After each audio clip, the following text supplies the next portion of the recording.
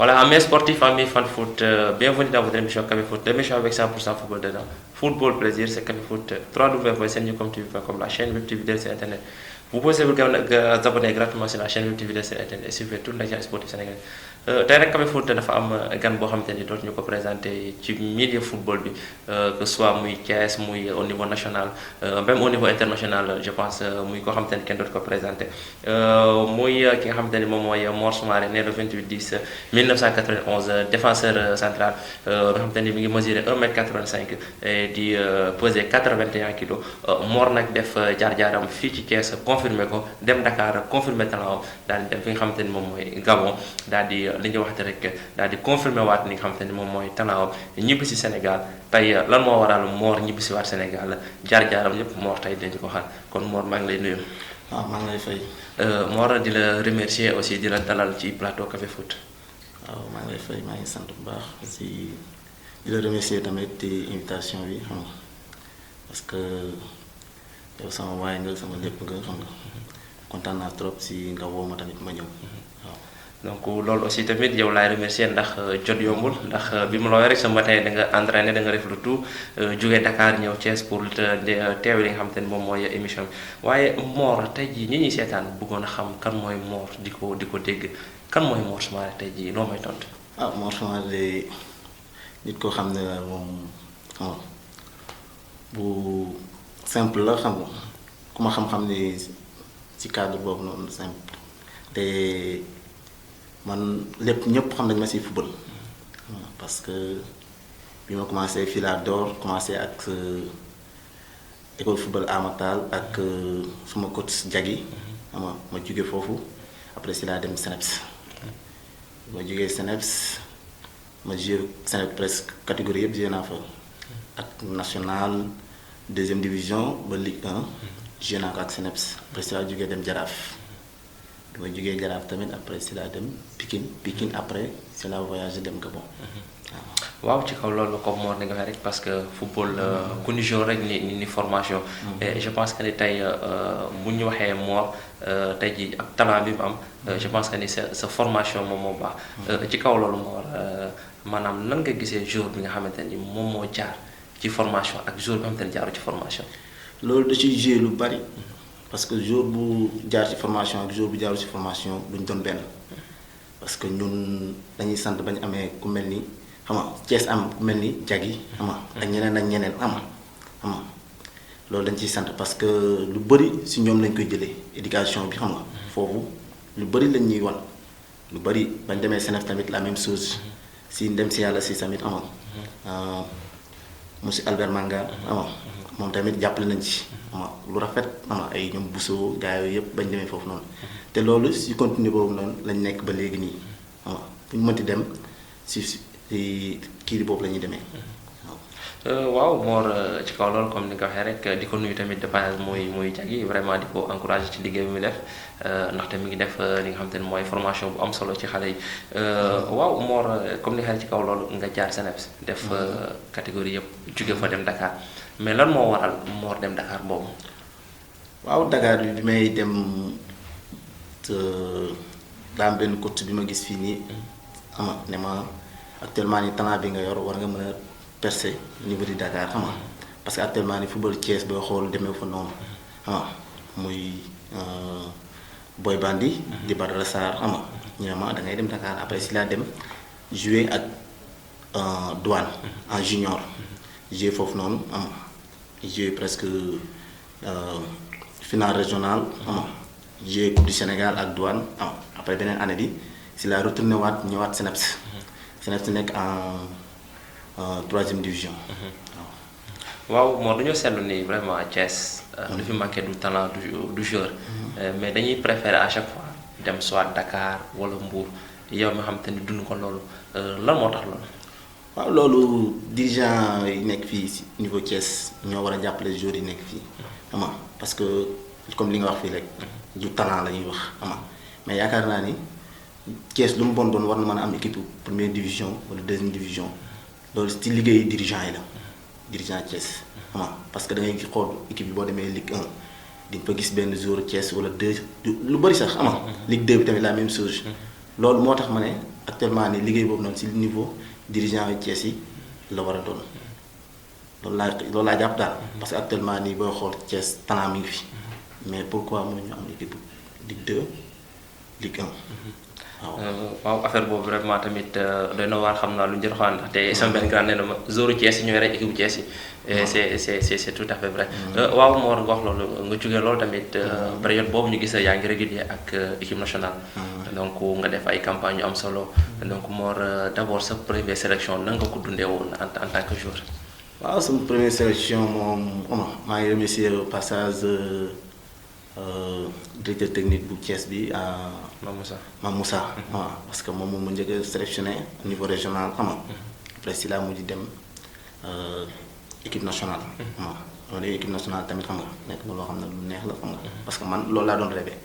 parce que Thiès waaye bu ma doon xool ñuy dem sélection di ñëwaat man dama doon am xam nga kii boobu noonu xam nga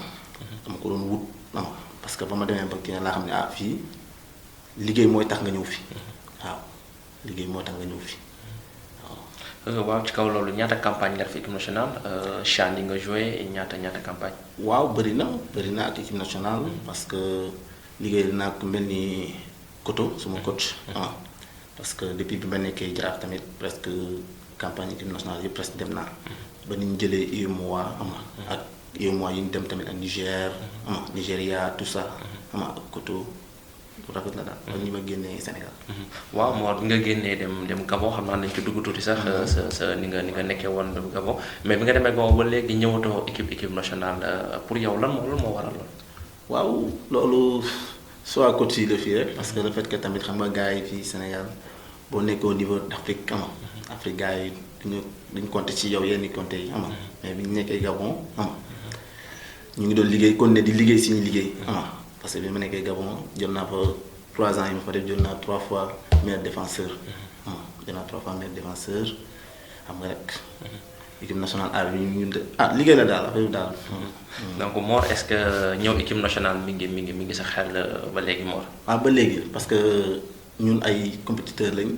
te ñun liggéey rek lañ xam te football lañ am amuñu leneen lu loolu moo tax nag dañuy gën a góorgóorluwaat xam liggéeyaat parce que suñuy moroom dañoo fa nekk. waaw donc Mor ci loolu dañuy ñëw tuuti Gabon donc nga nekk fa ba donc bi nga jógee fii nga dem Gabon joué nga fa rek gañ nga fa ay trophée am nga fa ay trophée individuel. Mor championnat Gabon ak championnat Sénégal lan mooy différence bi. différence bi si man jëlee naa fa expérience boo xam ne amul woon fii niveau Sénégal. waaw parce que dem naa fee façon. kii tëddi nationalité bu ne mu ngi fa brésilien portugais tunisien ñëpp a ngi fa di jouer ak ñoom am na li ngay jël ci ñoom expérience boobu noonu moo am woon fii ci niveau local bi fii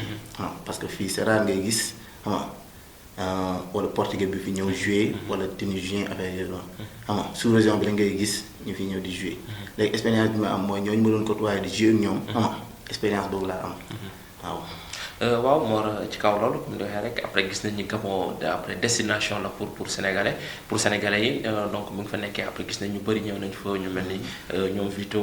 ñeneen ak ñeneen j'en passe d'abord après lan moo waraloon après mu nekk Gabon nekk destination bi. waaw parce que boo xool si niveau football international Gabon tamit actuellement seen championnat dafa développé moment boobu noonu dafa développé léegi te man dama doon xool. fii si Sénégal am na ay talent yoo xam ne ñu ngi fi. waaw loolu doon tax may ñëw xam nga. même bu ma ñëwul sax am na benn grand boo xam ne dana ñëw pour jël si jour di yóbbu Sénégal di yóbbu foofu noonu. niveau Gabon parce que niveau foofu élevé na te xam nga championnat bi c'était professionnel. xam nga par rapport au Sénégal xam nga waaw loolu doon tax. non déggoon naa il paraît Gabon dana toppoon pour nga jël nationalité jouer équipe nationale. waaw sama première année. sama première année bi ma ñëwee dama commencé jouer ak sama équipe après yooyu noonu. coach bi ma gis foofu noonu Blatter. bi ma kii ni mu ne ma def ma bëgg pour ma jël nationalité. waaw loolu c'était vrai. léegi lan moo tax nga arrêté ci décision boobu. non parce que man moom sama ambition mooy football équipe nationale Sénégal moom waaw te d'ailleurs joué woon naa sax ak Amara. mooy sa présélection bi ñu defoon mais sama objectif mooy jouer équipe nationale A. waaw loolu mooy sama objectif. d'accord ci kaw loolu Mor ba léegi rek loolu di la souhaiter bonne chance di wax rek rien n'est encore trop tard pour yow Mor nga jógee Gabon donc après passage bi nga fa def nga ñëw lan moo la indiwaat Sénégal contrat bi moo jeex wala da nga ñëwaat pour relancer waat. waaw comme ni ñu koy waxee rek parce que compétiteur la am na benn moment boo xam ne championnat bi fait régulier wul ma toog géotuma équipe bi tamit foofu championnat amu fa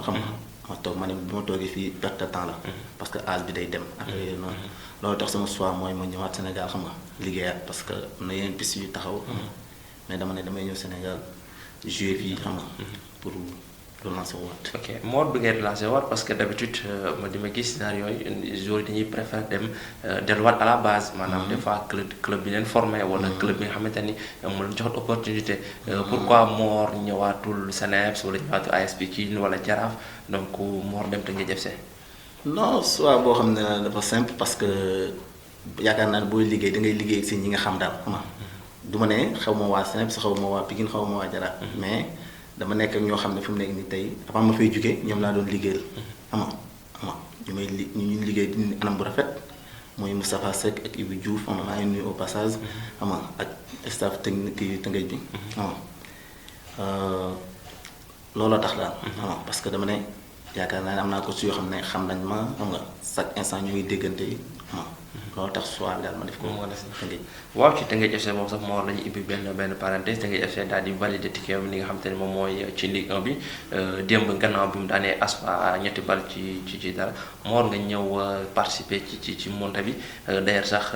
contre Barguetch je pense yaa dugal but benn but moo fa amoon muy 1-0 ngeen te yow yaa ko dugal donc nan nga dundee ren maanaam yàgg Tëngéej FC nu ngeen dundee championnat bi nga xam te ne da nga ñëw dabe. waaw bi ma ñëwee ci phase retour yi dama gis ni Tëngéej FC am na groupe boo xam ne sans man sax war nañ mën a monter Ligue 1 ma ñëw fekk fi coach waaw mu ne ma kaa jàpp ci ma ñëw jàpp ci équipe bi ñuy liggéey ñu continuer liggéey ba yàlla def lii tey ñu yéeg te liggéey jour yi la ak liggéey staff bi la ak liggéey kii bi la président beeg kii bureau waaw. ci kaw loolu Mor ñaata at mu nga nekk su contrat ak waa Tëngéej FC. Tëngéej yaakaar naa moo jumul 1 an lañu def. donc kon déwén Mor dañ ko xaar Tëngéej FC wala mun nañ ko séntu feneen. non actuellement nii daal nañ liggéey daal ba kii bi jeex ni championnat bi jeex ñu xool daal nekk suñu kanam. waaw Mor comme ni nga rek joué nga Ligue 1 joué nga Ligue 2 je pense étape yëpp jaar nga ko nga dem dellu si waat ban différence la football bi amoon ak léegi nii niveau yi. niveau yi mooy bi ñu fiy jugee presque booy xool c'était professionnel mais gars yi gëmuñu ko woon yéen gëm yi actuellement nii laa gis nii xam nga léegi équipe yëpp gëm nañ ko xam nga parce que booy xool équipe bi ñëpp ngi bëgg a yéeg xam nga kenn bëggul wàcc xam nga ko xam ni kon football Sénégal changé na actuellement nii boo wàccee balaa ngay yéegal day metti parce que sa morom day bëgg a yéeg xam nga loolu tax actuellement nii différence boobu laa ci gis daal xam nga waaw. Mor bu ñu xoolee ren Ligue 1 bi ak Ligue 2 bi bu mu ñëwee relevé Ligue 2 bi moo gën a relevé parce que boo xoolee Tëngéej FC mi leader je pense yéen a ngi ci 50 points je pense. Jàmbaar mooy leader Ligue 1 je pense mu ngi ci 34 xaw ma 35 points. même meilleur buteur yi Aboubacrine Sall je pense mu ngi ci 17 buts. te meilleur buteur Ligue 1 bi mu ngi ci je ne sais pas 14 xaw ma 13 buts. donc kon Ligue 2 bi mën nañ jàpp ni moom moo ëpp niveau que Ligue 2 bi yow mi nga xamante ne jaar nga ci état bi yëpp yaa ngi ci joué en tant qu'acteur lan moo waral niveau boobu différence boobu. waaw différence bi mooy lu nekk ci première division ne aussi deuxième division parce que deuxième division bu fekkee da ngaa am kiiwu yéeg xam nga première division yaakaar naa sa match yëpp final lay doon amul benn match bi yomb amul match yëpp final nga koy def parce que amul benn match boo xam ne tey di nga ko joxe di nga ko perdre noonu différence bi loolu la première division bi nag ama foofu calcul la si équipe bi mais deuxième division yaakaar naa ni moom ama donc benn match boo xam ne tey fu mu nekk nii tey koy perte daal. waaw ci kaw loolu rek moo encore di la féliciter yow ak Tëngéej FC. parce que vraiment gis nañ ni seen parcours honorable lu ñu def. di leen féliciter Mor en tant que joueur ban match nga joué xam te ne moo la gën a marqué ba léegi nii. match bi ma gën a manqué mooy suñu tournoi UEMOA bi suñu tournoi UEMOA bi parce que dafa nekk loo xam ne ba léegi nii fierté la ci man mooy lan Sénégal mosul organiser compétition niveau Sénégal jël ko ñun la ñoo ko mos a def ak UEMOA loolu tax mu marqué ma en plus amitié la waaw stade Léopold Sédar Senghor loolu tax mu journée boobu noonu kii boobu marqué ma daal match boobu noonu. Mor ku la xam seetaan la xam ni Mor défenseur mais certes Mor buteur la talent buteur boobu foo ko jëlee Mor. waaw talent buteur bi mooy sama coach rek jagi xam nga parce que dañ doon jouer depuis petite catégorie day xaw am nu mel sax xam nga metti nii dëgër nii mun a ma yéegal xam nga ma bàyyi fi poste bi dem ci kaw keneen remplacé ma bi ma demee foofu mooy profité coup franc lay am wala corner ma dugal noonu laa doon def loolu nag moo ma topp nii ba nii. waaw donc butu contre Mbarbédiou moom mosum nañu ko résumer rek brièvement bala ñoo jeexal. waaw parce que loo xam ne dañ ko doon travail entraînement la parce que à chaque fois dama ne sama gars yi balle arrêté opportunité la pour ñuy marqué parce que match am na fu muy toll ama da ngay chercher doo ko kii. parce que da ngay xool niveau Angleterre boo xoolee 32 buts boo jëlee 19 yi wala 25 yi balle arrêté lay doon. léegi ma ne gars yi il faut que ñuy travailler si balle arrêté yi léegi si laa taxaw ak Aboubacar Sall suñu capitaine bi. Bouba ma ne ko corner yi nañ koy dóoree nii. nañ ko dóoree nii man parce que jot naa ci dugal lu bëri. Gabon ba ma ñëwee tam fii. ma ne ko nañ liggéey nii bu ñu liggéey nii yaakaar naa ni dañ ci am dara. mu centré ko premier poteau après si laa dem góor bi def tegal ko par ak kii bi défenseur bi si laa mbëkk mu dugg. donc mu nekk but bu am solo tamit ci vraiment ci parcours Teungueth FC bi Mor ban conseil ngay jox sa jeune frère yi nga xamante ni ñu ngi fii football te génn rek dañu bëgg donc ñoom ban conseil nga leen di jox. waaw conseil bi ma leen jox mooy liggéey rek discipline liggéey rek ànd ak discipline di déglu seen i encadreur loolu bu ñu ko defee daal yaakaar naa ni daal dinañ avancer parce que jour loolu la am. donc mot de la fin Mor lan nga bëggoon vraiment leer te laajuñu la ko en plus mot de la fin bi. waaw non pour football Thiès soir rek laay kii daal ñaan xam nga gars yi xool nu ñuy def daal xam nga parce que actuellement nii c'est pas normal que Thiès niveau Thiès xam nga bañ a am équipe première division wala équipe deuxième division parce que loolu lu ma metti la loolu lu ma metti la ma sañoon daal gars yi xool daal ñuy def daal gën a liggéeyaat parce que bu ñuy liggéey rek dina ñëw. waaw ñu gën a liggéey rek jàppante xam nga yaakaar naa ne dina ñëw daal. donc yaakaar naa dina ñëw loolu la Mor daal di daal ay kàddu kon ci kaw loolu rek dañuy nuyu bépp kilifa bi nga xamante ne moom ngànk football bi fii ci biir Thiès commencé ko ci madame l'inspectrice régionale madame Marie Pierre commencé ci aussi directeur technique Mame Moussa Cissé inspecteur départemental ak président de la Ligue maître Pape Sidlo ak bépp ancienne gloire bu nekk fii biir Thiès Mor di la remercier ci déplacement bi di la ñaanal aussi des ci carrière bi aussi yàlla jàppale la tamit fi nga bëgg a àgg nga àgg fa. di remercier tamit grand bi nga àndal di suñu grand di suñu coach di suñu lépp muy jagi moom it vraiment di ko ñaanal gudd fan aussi yàlla bàyyi ko comme que moom xale yi la féetewoo donc li mu ci bëgg moo ko xam yàlla defal ko donc di gërëm bépp équipe technique bi aussi tamit bi ñu accompagner tamit leen wax rek www.seneviewcom mooy la chaîne web di leader sur internet donc rendez-vous la semaine prochaine ak yeneen i invité Café Foot football plaisir c'est Café Foot.